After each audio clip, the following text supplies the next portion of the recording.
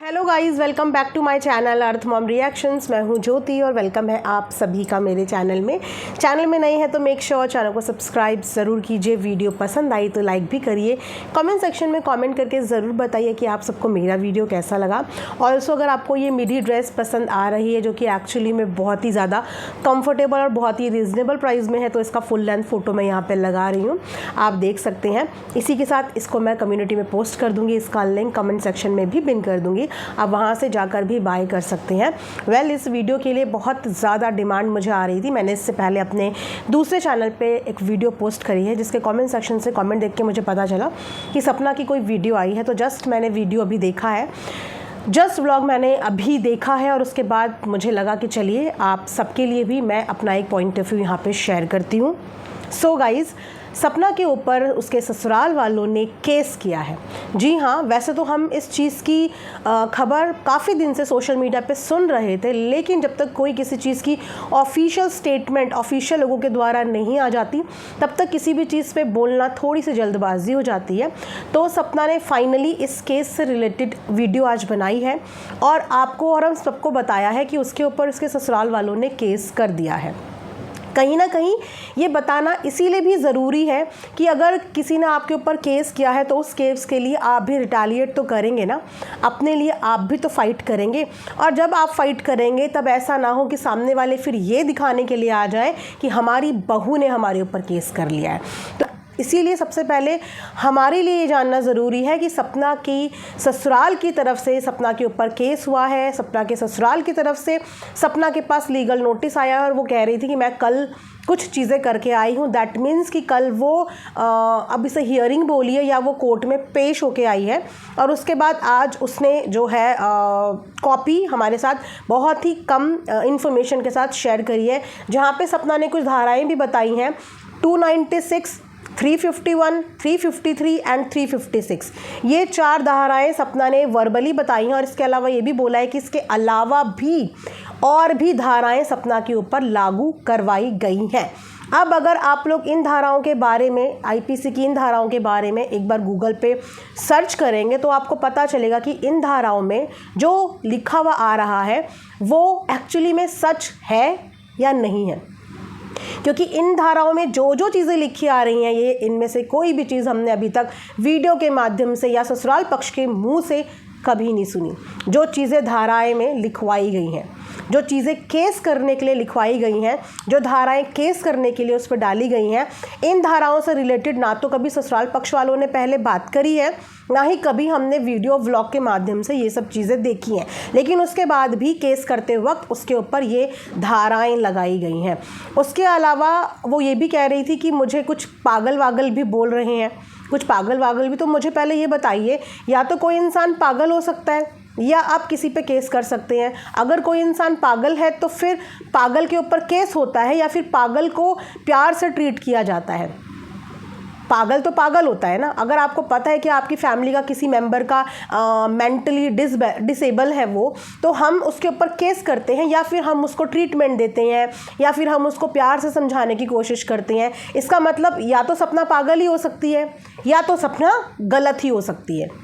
और अगर वो पागल है तो ये सारी चीज़ें तो पागलपंती में हुई है। तो पागलपंती में करी हुई चीज़ों के लिए ससुराल वालों को तो बहुत पहले ही सपना को माफ़ कर देना था कि ये तो पागल है। तो पहले ये डिसाइड होना बहुत ज़रूरी है कि सपना पागल है या सपना सही है, ठीक है। उसके अलावा मुझे बस एक चीज़ समझ में नहीं आई कि जब चीज़ें बहुत ज़्यादा मैसी थी, जब चीज़ें बहुत ज़्यादा ख़राब थी, ये स्टैंड जो उस वक्त पे लेना चाहिए था, ये स्टैंड इस वक्त पे, जिस वक्त पे सपना ऑलमोस्ट 2-3 महीने से बिल्कुल शांत है, 2-3 महीने से चीज़ें ठीक करने की कोशिश कर रही है। मतलब इतना ठीक करने की कोशिश कर रही है कि ज़्यादा कुछ नहीं, पर एक दूसरे के साथ आना जाना हो जाए, बच्चों का मिलना जुलना हो जाए, इतनी कोशिश कर रही है वो पिछले 3-4 महीने से। 3-4 महीने से उसने अपने अंदर इम्प्रूवमेंट भी करे हैं, अपने आप को चेंज भी किया है, ससुराल का पूरा कंटेंट दिखाना भी बंद कर दिया है। तो इस वक्त पे ये केस उसके ऊपर करने का मतलब क्या था? अब अगर यहाँ पे आप अपनी पोतियों से प्यार करते हैं या अपने घर के बच्चों से प्यार करते हैं तो आप उन बच्चों का फ्यूचर और प्रेजेंट बहुत ज़्यादा रिस्क में डाल रहे हैं। क्योंकि एक तरफ जब बात अंकल के बच्चे के लिए इंसाफ की आई थी, उस वक्त पे अंकल ने क्या एक्सक्यूज़ दिया था कि हम इतने बुढ़ापे में कोर्ट कचहरी के चक्कर नहीं काट पाएंगे। और कोर्ट कचहरी का चक्कर जो होता है, नो डाउट वो एक बहुत लेंदी प्रोसेस होता है, जहाँ पे इंसान का पैसा भी जाता है, उसका वक्त भी जाता है और उसका मेंटल पीस भी जाता है। जहाँ किसी ने अपना बच्चा गंवा दिया, वहाँ पे लड़ने का सिर्फ एक एक्सक्यूज़ दिया गया कि हम इतनी दूर तक आना जाना नहीं कर पाएंगे, हमारा एज फैक्टर है। लेकिन यहाँ पे अपनी बहू पे केस करते वक्त क्या अंकल को ये चीज़ नहीं सोचनी थी कि मेरी बहू के पास 2 मासूम बच्ची हैं, जिसमें से कि एक बच्ची तो मदर फीड पे है, जो माँ का दूध पीती है। वो माँ कोर्ट कचहरी के कितने चक्कर काटेगी और कब तक काटेगी? क्या अब वो 300-400 किलोमीटर का डिस्टेंस अंकल लोगों को बहुत कम लग रहा है? जिस 300-400 किलोमीटर का डिस्टेंस अभी याद दिलाया जा रहा था, जिस समय पे कान्हा जी के स्वागत के लिए उनको इनवाइट किया गया था, उस समय पे उन्होंने 300-400 किलोमीटर का डिस्टेंस बताया था। आज जब उनकी बहू ये 300-400 किलोमीटर का डिस्टेंस उनके कोर्ट कचहरी के लिए तय करेगी, तो क्या उसके लिए ये हैक्टिक नहीं होगा? क्या आपकी पोतियों के लिए ये हैक्टिक नहीं होगा?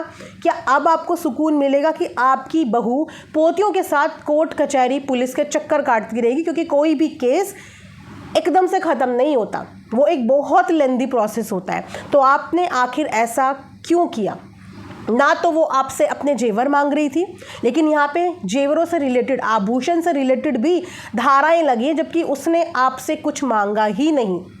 उसने आपसे अपने पति की गिफ्ट करी हुई सेट की उस समय पे बात करी थी, जिस वक्त पे वो जा रही थी, लेकिन आपने सामने से मना किया और उसके बाद उसने दोबारा अपनी ज्वेलरी तक आपसे नहीं मांगी।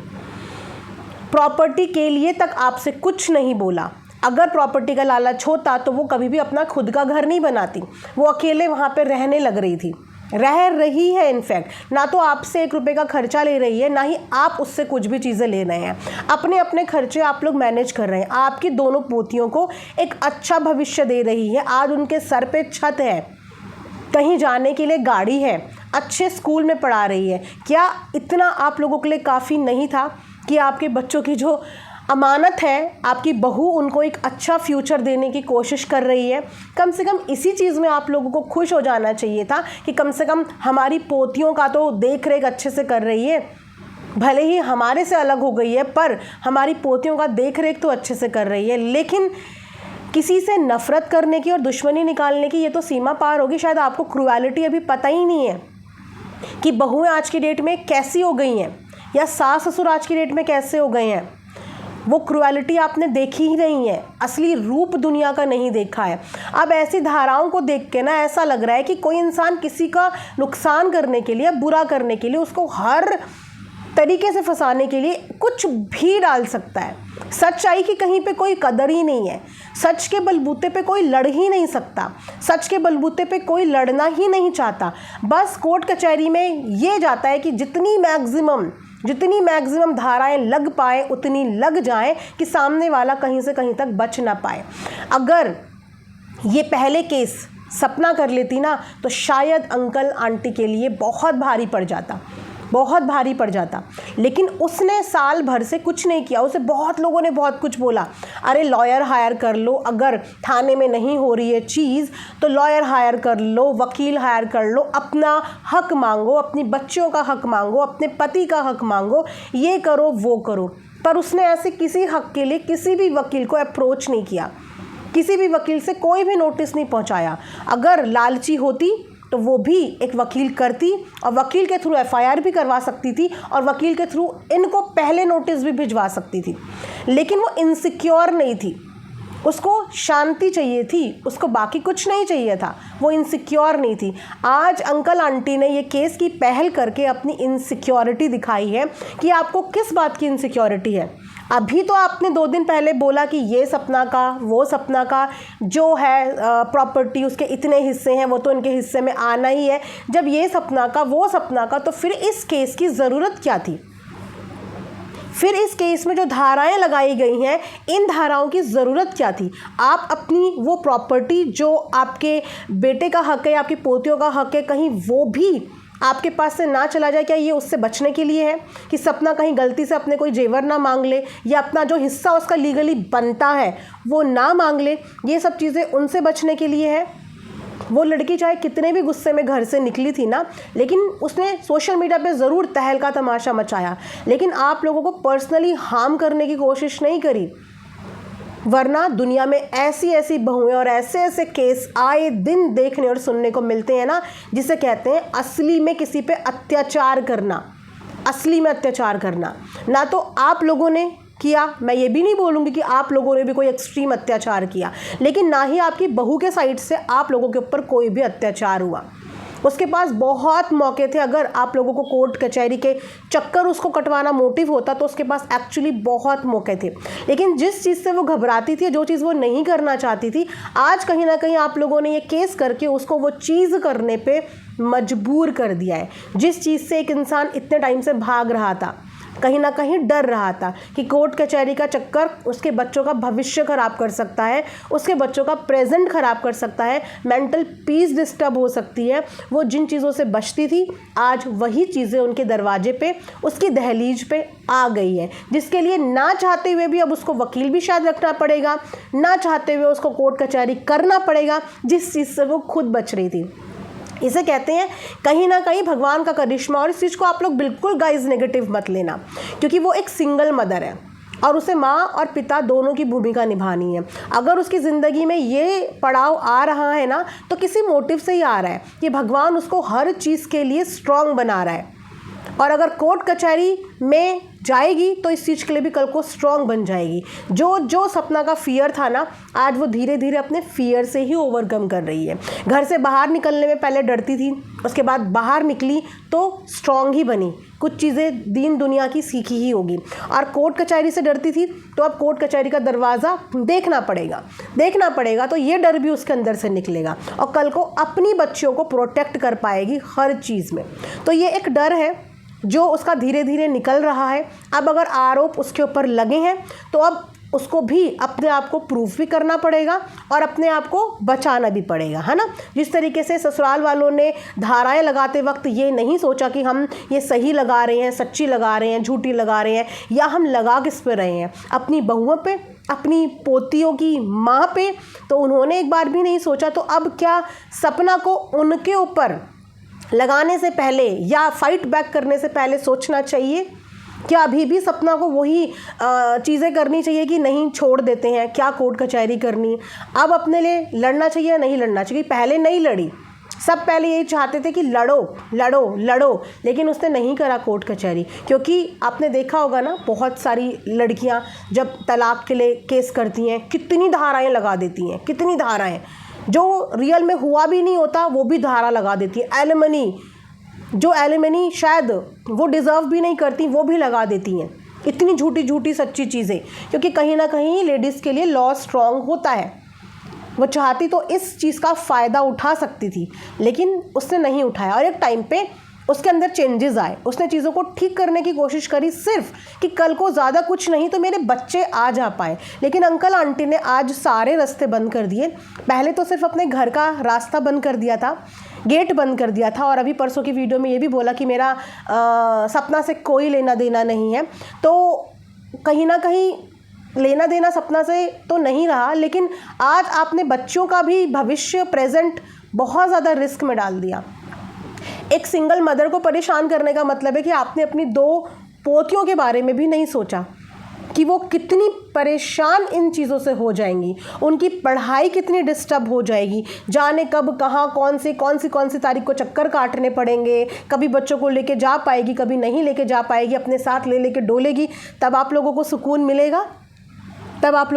मिलेगा, जब आपने अपने बेटे के हत्यारे को नहीं पकड़ा, उसको आप लोगों ने माफ़ कर दिया। इतना बड़ा क्राइम करने के बाद आप लोगों का इतना बड़ा दिल था कि आपने ऐसे इंसान को माफ़ कर दिया।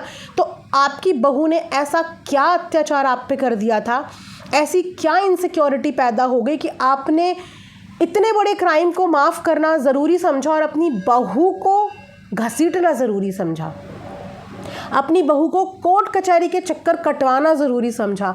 मतलब क्या आपके बेटे को जिसने ख़त्म किया उससे बड़ा क्राइम यहाँ पे सपना ने किया था?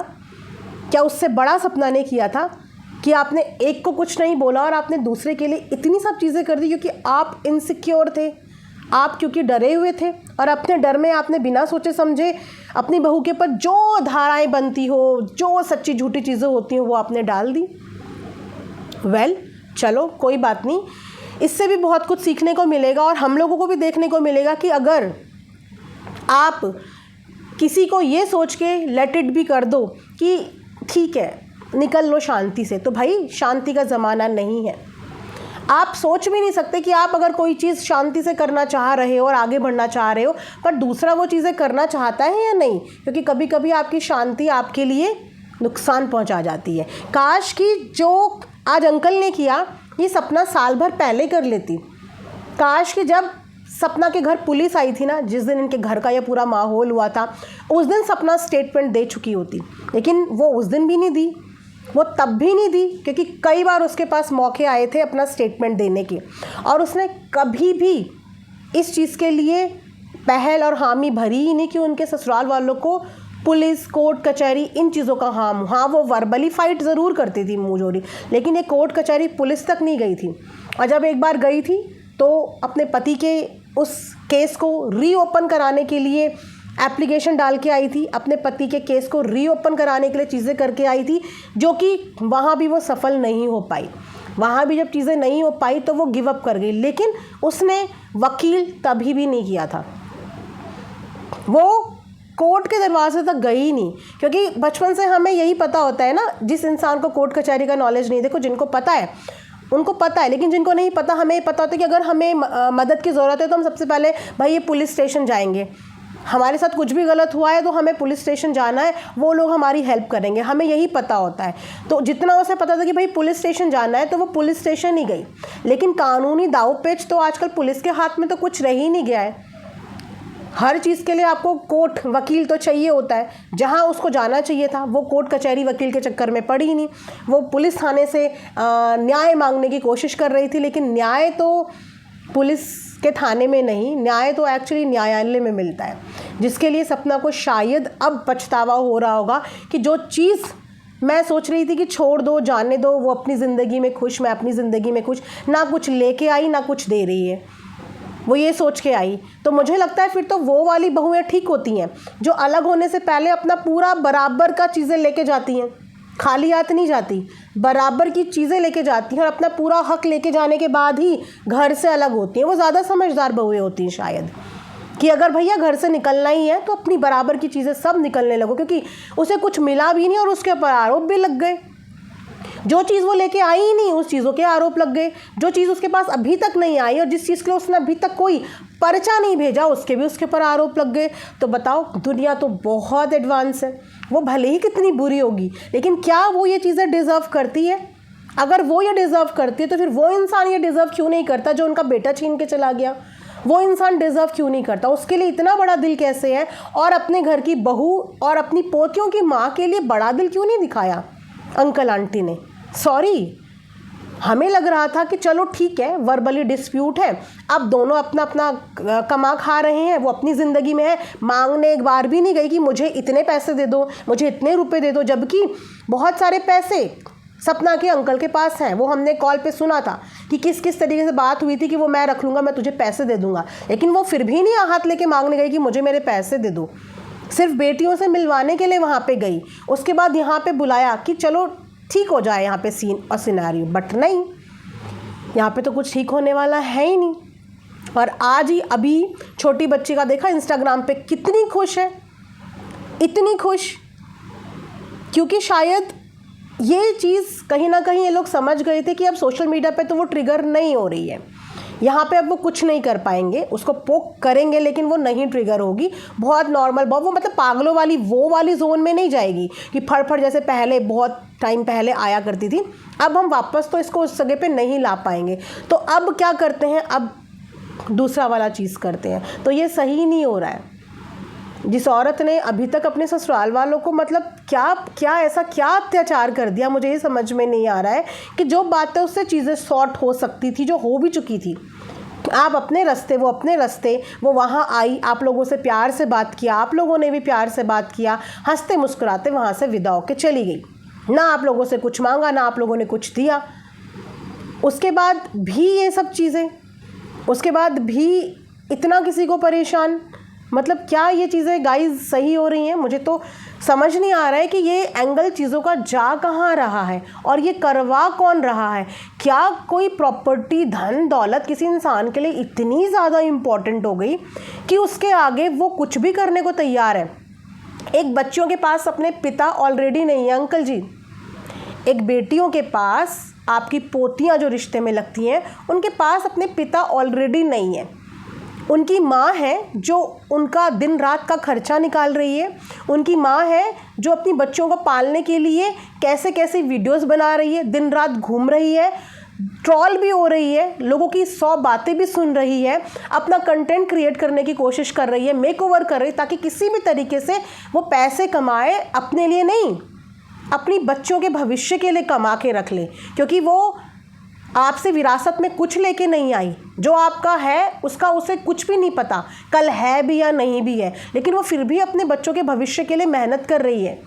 जिस चीज़ में पग पग में उसको जज किया जाता है, पग पग में उसको ट्रॉल किया जाता है, कपड़े पहन लिए तो ट्रॉल किया, लेकिन वो फिर भी नाच रही है, जैसा भी कर रही है, अपने बच्चों के लिए पैसा कमाने के लिए कर रही है, उनको अच्छा भविष्य देने के लिए कर रही है। आपकी पोतियों के पास पिता नहीं है, लेकिन वो हर चीज़ की कमी पूरी करने की कोशिश कर रही है। और अब आपकी इस हरकत से आप अपने बच्चों को माँ से भी दूर कर देंगे। मैं तो बोल रही हूँ सपना को जेल में डालो। आप लोगों के ऊपर बहुत अत्याचार किया है ना, आप उसको जेल में डालो। और फिर आप अपनी आँखों से आपने अपने बच्चे जाते हुए तो देख ही लिए हैं, है ना? अपने बच्चे आप लोगों ने अपनी आँखों से जाते हुए देख लिए हैं, और अपनी पोतियों की बर्बादी अपनी आँखों से देखना, उन मासूम 2 बच्चों की बर्बादी आप अपनी आंखों से देखना। शायद ये आप लिखवा के आए हो या ये लिख चुके हैं आपकी किस्मत में कि आपके घर के बच्चों की बर्बादी आप लोगों को देखनी पड़ेगी, अपने खुद के परिवार की, अपने खुद के खूनों की बर्बादी आपको देखनी पड़ेगी। शायद ये आप लिखवा के आ गए हो। कुछ बर्बादी कुदरती हो गई, कुछ बर्बादी आप अपनी आंखों से देखने के लिए यहाँ पे बैठे हो, क्योंकि आपकी पोतियों के पास पिता नहीं है, और आपकी इन हरकतों की वजह से उनकी माँ भी उनसे छिन सकती है। आपके इस मेंटल प्रेशर की वजह से, अगर आपको पता है कि आपकी जो बहू है उसे डिप्रेशन होता है आप लोगों के अकॉर्डिंग, क्योंकि पागल वागल भी बोला है, ऐसा कुछ बता रही है वो, तो जब आप लोगों को इतनी उसकी मेंटल स्टेटस पता है, और अगर इस प्रेशर को वो झेल नहीं पाई, नहीं कर पाई कोर्ट कचहरी, कर लिया खुद को कुछ, तो अपनी पोतियों की बर्बादी देखने के लिए भी आप तैयार रहना।